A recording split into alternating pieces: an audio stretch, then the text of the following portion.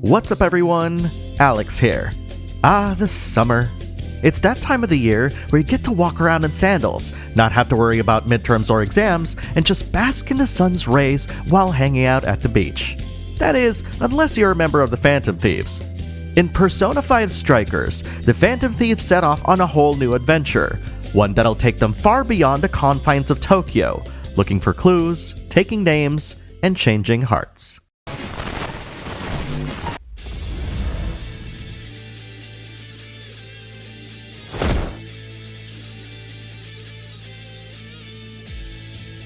This review was made possible by viewers like you, so please leave a like, comment, and subscribe to the channel if you enjoyed this video. Persona 5 Strikers is an action RPG set in modern-day Japan and serves as the sequel to the critically acclaimed Persona 5, co-developed by P Studio and Omega Force and published by Atlus, who provided this PS4 review code shown running on the PS5. You once again don the mask of Joker, the mysterious leader of the Phantom Thieves. It's summer vacation, and after a grueling year at Shujin High, you're looking forward to a relaxing time with your friends. But the Phantom Thieves' work isn't quite done as it seems, as reports of people having their hearts changed grow rampant without their intervention. Worse, it's happening all across Japan. It's up to the Phantom Thieves to discover how and why this is happening, while, at the same time, try to enjoy what's left of their summer vacation together. With the genre shifting to action, turn-based fans might be concerned just how good you need to be in order to play Persona 5 Strikers. And with some people comparing its combat to games such as Kingdom Hearts, it's enough to give them pause. However, I find that Strikers' combat allows for more calculated strategies, incorporating many of the elements of the original game in unique and clever ways. Initially, there's a temptation for players familiar with Omega Force's Warriors games to abuse your character's light and heavy attacks.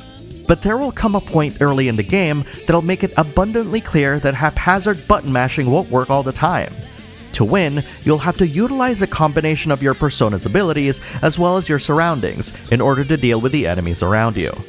Selecting your Persona's abilities will pause the action on screen, allowing you to pivot and target specific enemies around you. Unlike Persona 5, abilities will now hit multiple enemies within a given area, and if it so happens that your attack hits even one enemy's weakness, they'll be stunned and prompt you to press a button to unleash an all-out attack. All-out attacks in Persona 5 Strikers are powerful, as they'll both draw in multiple enemies and deal damage within a given radius, helping you quickly dispatch them with ease. In the event that an enemy has multiple down gauges, you'll need to deplete all of these in order to initiate these all-out attacks. Depleting one will stun these enemies and prompt you to hit one more time, a free attack that lets you zip towards said enemy and smack them. Additionally, hitting enemies with certain attacks will allow you to follow up, which functions very similarly to one more, albeit with a few extra quirks. Spread across the battlefield are interactable objects that you can use to deal additional damage to crowds of enemies. Some of these objects have associated elements that function similarly to Persona abilities. Clever players will use a combination of their Persona abilities and the surrounding objects to repeatedly stun and damage enemies for a prolonged period of time, making clearing battles faster and easier as a result. Unlike Persona 5, you're only able to control one party member at a time, with no way to issue commands to others. This is usually a cause of concern for a lot of turn-based players, as this usually means that you'll be spending more time babysitting your party just to ensure that they don't get into trouble. That said, I noticed that the better I played the game, the better my party members played as well. I never felt the need to rescue my party often, especially when facing some of the game's toughest challenges, and all I focused on was dodging and attacking as efficiently as possible. If you'll allow me this moment of conjecture, I suspect that Striker's party AI uses a morale system behind the scenes, not so dissimilar to other Warriors games, in determining how well your party performs during battle, which would be purely based on how often you're hit and how much damage you're dealing in a span of time. Sadly, there's nothing to confirm this, as morale is not a gauge that's represented in-game, but at the very least, you can rest assured that the better you perform, the better your party will as well. On the off chance that you do need to command others, you can hit a direction on the D-pad to baton pass to a different party member. Baton Pass serves a different function in Strikers, as it temporarily boosts the rate in which the brand new Showtime gauge increases. When full, Showtime allows you to unleash a powerful personalized attack in a given radius. Oh, and before you ask, no, the battles don't end when Joker dies as it did in Persona 5. Perhaps the biggest thing people want to know is how much of Persona 5 Strikers' dungeon exploration represents the original source material. After all, we've witnessed plenty of Omega Force adaptations of other franchises where the usual Dynasty Warriors gameplay was tacked on top of a new motif or theme. I'm happy to report that you won't be dealing with any gate captains, commanders, or wide open battlefields here, as each of the game's dungeons were designed to be explored much like any Persona 5 palace would, complete with epic boss fights that'll rival that of the original game. The main difference is that both treasures and chests will replenish over time, allowing players to stock up on items just by repeatedly returning to older dungeons. My only gripe is that there are portions of these dungeons that don't provide cover, making you reliant on Joker's third eye a bit too much when finding interactable objects. Still, this is a small complaint given how these dungeons successfully capture the feeling of exploring a Persona 5 palace. Out of the many turn-based franchises that have tried to create action games based on the foundations of their combat, I find that Persona 5 Strikers truly manages to capture the heart and soul of what made Persona 5's combat really good, much more than any other series that's attempted the same before. But Omega Force did something more than just translate the original game's elements into an action game.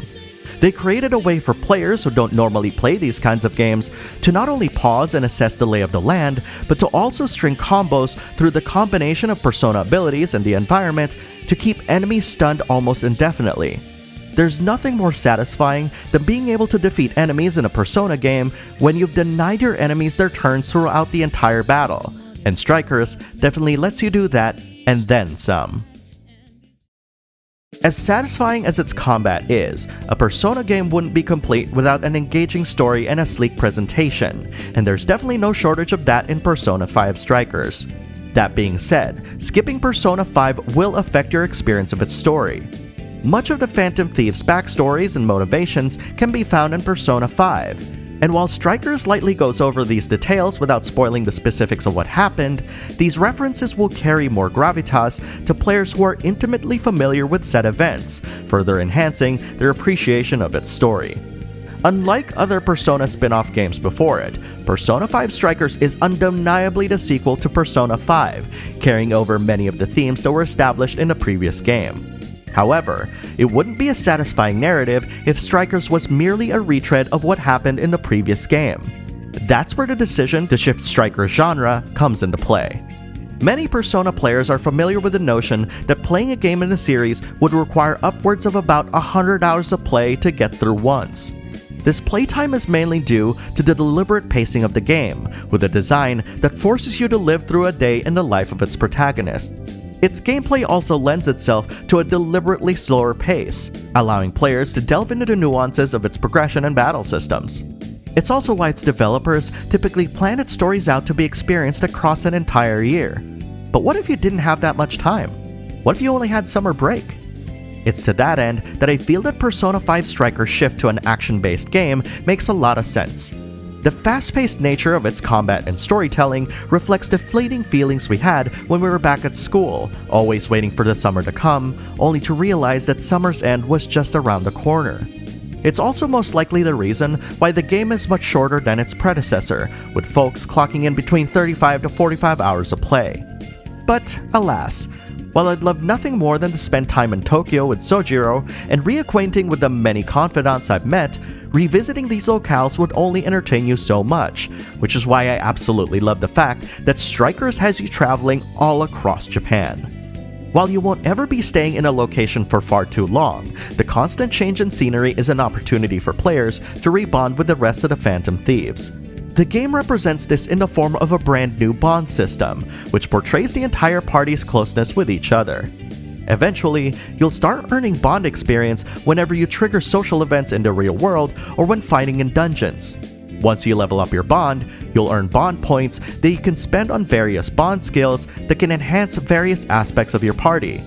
You want your Showtime gauge to fill faster after a baton pass? Do you want more money to drop after battle? Do you want to open up locked chests? You'll find these and many more on the Bond board. Simply put, the Bond board is a clever way to decouple a lot of the perks from Persona 5's Confidant system, while allowing for a level of customization that doesn't slow down the pace of the game. Persona 5 Striker's summer theme also lends itself to a lighter presentation when exploring the new locales, with brighter, more saturated colors that reflect the spirit of the season to its fullest. Orally, its soundtrack contains a blend of brand new compositions as well as songs that were featured in Persona 5, which is yet another way for Strikers to tie itself thematically to the original game.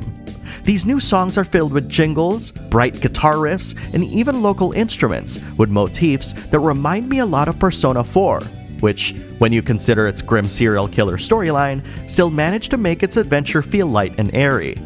When exploring its dungeons, however, the familiar motifs from Persona 5 come back, with its powerful use of the color red and chain decals, alongside the excellent sound design that helps sell the idea of Persona 5's combat feeling more action-like. Each of Striker's dungeons have wonderfully unique themes that really put you in a mood, alongside a remix version of Last Surprise that's been tuned to accompany all of the action happening on screen. All of these motifs work together in concert to strike a perfect balance between dire and relaxing, which is something that's very difficult to pull off. Perhaps my only disappointment with Striker's sound design is that the English dialogue has had an inconsistent volume mix, which sometimes clashes with the accompanying soundtrack. There are parts of the story where certain lines of dialogue are drowned out by the loudness of the music. While they don't happen often, it's noticeable enough that it takes away from the experience.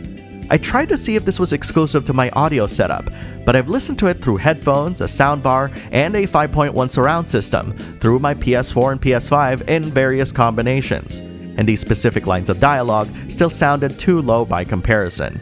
Here's an example. The sheer wealth of beauty I can witness in a whole month. I can hear the treasures of our history calling to me. Yeah, if it's a month-long art tour, I'm totally gonna pass. I played a little bit of the beginning of the game with Japanese voices, and can confirm that this issue is only present with the English voice track. This is a shame, given that these recordings were done under COVID conditions by some of the hardest working voice actors in the industry, and I was really looking forward to hearing the English voice cast's performances without distraction. All told, I have made Atlus aware of this issue, with the hopes that it'll be looked at and resolved sometime in the future. Setting this issue aside, Persona 5 Striker's more relaxed atmosphere is also reflected in its gameplay loop. Leaving dungeons won't move time forward, given that there are very few days in the summer. Instead, you can have the peace of mind that you can choose to leave dungeons to replenish spent HP and SP whenever you so wish.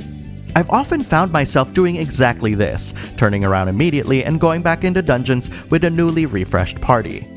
In a way, this reflects the growth of the Phantom Thieves, whose experiences over the last year have steeled their resolve, always ready to take on the challenges ahead. And throughout your adventure, you'll encounter moments where the Phantom Thieves are able to relate their experiences to the challenges others are facing, allowing us to see a side of them that you normally would only see through their confidants. Rarely does a game overwhelm me with so much emotion than Persona 5 Strikers. The marriage of P Studios' RPG design with Omega Force's action game expertise created a game that is absolutely representative of everything that Persona 5 embodies, despite it being an action game. It's a thoughtfully executed game, complete with a brilliantly told story, which feels like a joyous celebration of everything that made the original game great, wrapped up in a setting that perfectly captures our feelings towards its beloved characters. It's also an adventure that doesn't overstay its welcome, and by the time you complete it, you might even be surprised that it's all over, much like how the days of summer quickly pass you by. Yet despite this fleeting experience, you'll come away with lots of wonderful new memories with the Phantom Thieves that'll only leave you wanting more. Persona 5 Strikers is an incredible game even on its own merits, and if you're a huge Persona 5 fan, you'll want to make sure that you don't miss this road trip across Japan.